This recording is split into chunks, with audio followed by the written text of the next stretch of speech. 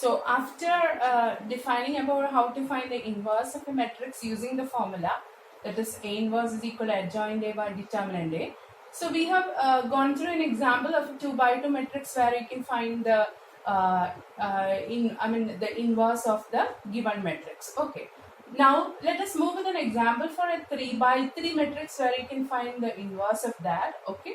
So with that, I think you will be clear with how to find the minors, cofactors, as well as the adjoint of a matrix, and then also to find the inverse of the matrix. Okay. So for that, let me consider an example of a 3 by 3 matrix. Okay. Capital A is equal to matrix. First row elements are 4, 2, 3. Second row elements I am putting it as 1, 1, 1. Third row elements I am putting it as 3, 1, minus 2. You know that this is a 3 by 3 matrix. Now we have to work out the value of the determinant first, because I told that when you work out the value of the determinant, if determinant A not equal to 0 only, then A inverse exists. So then only we will be able to do the further procedure. So let us work out the determinant value for this. Hope you remember how to work out the determinant value for this. I told that you have to consider these values in the determinant. Okay, this you put it in determinant, and then what I told, take the elements of the first row. Okay, take the elements of the first row and adopt alternate positive and negative sign for the elements. So take the elements of the first row. Take the elements of the first row, adopt alternate positive and negative sign for the elements. Okay, so take the elements. I have taken the elements here. In the elements are 4, 2 and 3. So 4 is assigned the positive sign. So 4 I have taken. Now what to do? You have to delete the row and column in which the element 4 lies. You have to delete the row and column in which the element 4 lies. So you get a remaining determinant, remaining 2 by 2 determinant. Okay.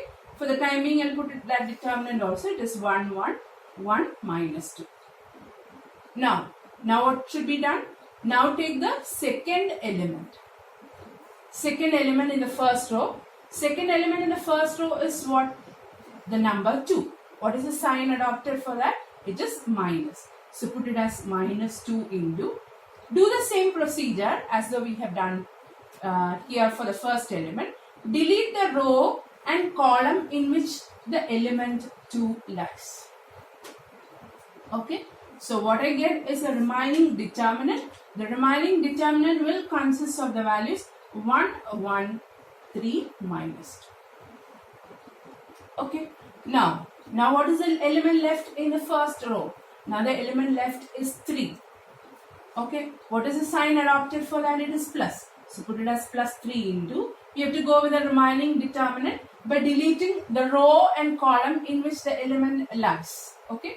So delete the first row and the third column. What you get as the remaining determinant is determinant. First row elements are 1 and 1. Second row elements are 3 and 1. Now let us go with the calculation for this. Okay. So 4 into. How it is calculated? Downward arrow minus upward arrow. So minus 2 minus 1, it will give minus 3. Then minus 2 into. Minus 2 minus 3 will be minus 5. Okay. Then plus 3 into. 1 minus 3, it will be minus 2. Now you should be quick with the calculation without doing all these steps. You should know how to do this calculations and all. Okay. So anyway, this is how we evaluate the determinant of order 3. That is, the value of the determinant is what we are finding out here. So what's the final value is minus 12 plus 10, then minus 6 here.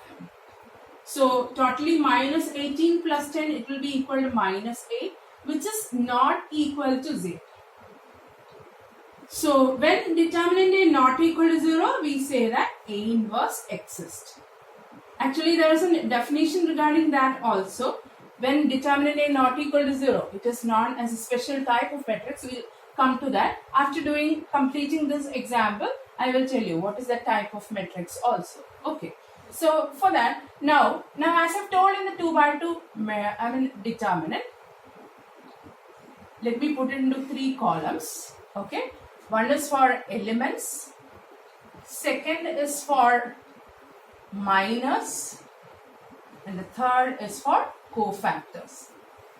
See, even you can do the mental calculations and you can work out all this. But when you do it mentally, it is like that. If you make a mistake, you will be finding difficult to rectify the mistake.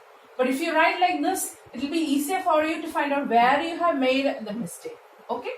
So what are the elements we have it in this are in the form of A11, A12, A13 in the first row.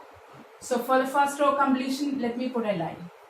Then you have A21, A22, A23 in the second row. Okay, let me put a line over there. Now again you have one more row there, that is A31, A32 and A33.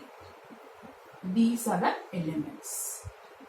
Okay, and you remember what will be the corresponding minors, or how will you denote the corresponding minors is by M11, then M12, M13, then here it will be M21, M22, M23, then here it will be M31, M32 and M33. Okay, then how will you denote the cofactors? I told that it can be denoted by capital letter C or capital letter A. I'll be using capital letter C because already for matrix and all we are using the capital letter A. So let me put it in the form of C11, C12, C13. Here it will be C21, C22, C23. Let me put it in there. Here it will be C31, C32 and C33. These are the corresponding cofactors we have to work on. And you remember that how is the cofactor worked out? Cofactor of an element, it is denoted as Cij, which is equal to -1 the whole raised to I plus j into Mij. Till I complete the calculation, let the formula be here. Okay. So now first I'll write all the elements. The elements in the first row are 4, 2 and 3. Second row the elements are 1, 1, 1. Third row the elements are 3, 1 and -2. Okay. Now let us move with this determinant, because every calculation is done with the help of the determinant. How to find the minor of the first element? So minor of the first element means you delete the row and column in which that element lies. So you are deleting this first row and the first column. What will be your minor? Minor will be the remaining determinant value.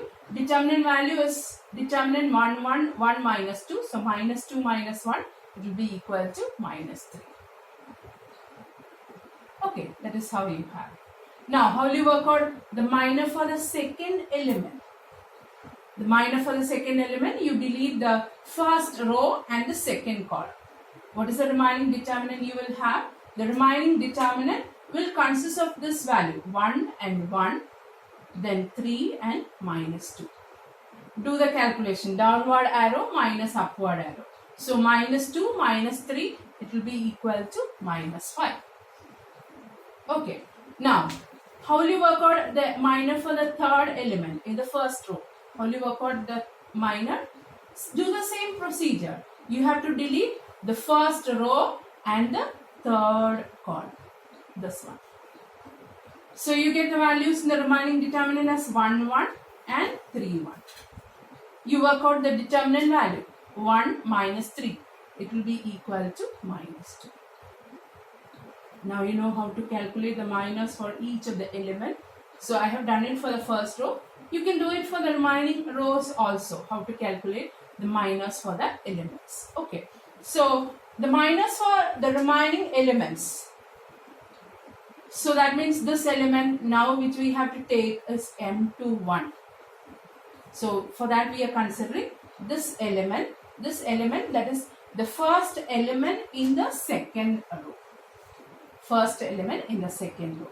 So what you have to do, you have to delete the second row and the first column, because that is the column and that is the row in which that element lies. What is the remaining determinant? The remaining determinant will consist of this value, 2 and 3. Then you have 1 and minus 2. Okay. Now, evaluate the determinant. Minus 4 minus 3. It will be equal to what? Minus 4 minus 3. It will be equal to minus 7. Okay. Now, in the same way, do it for what? The second element in the second row. The second element in the second row is the element 1. Is the element 1, for which again you have to calculate the minor. How will you calculate its minor? You have to delete which row? You have to delete the second row and the second column. What will be its remaining determinant? Remaining determinant will consist of 4 and 3. Okay. Then it will have values 3 and minus 2. Now do the evaluation. Minus 8 minus 9. Minus 8 minus 9 will be equal to minus 17. So minus 17 is the value for M22. Okay. Like this you can do all the other minors also, where I have calculated all the other minors also. Okay. Do the same procedure. If you have to find the minor of an element, delete the row and column in which that particular element lies. Whatever remaining determinant you get, evaluate that. That will be the corresponding minor for that element. Okay. Now we are going with the cofactors of the element.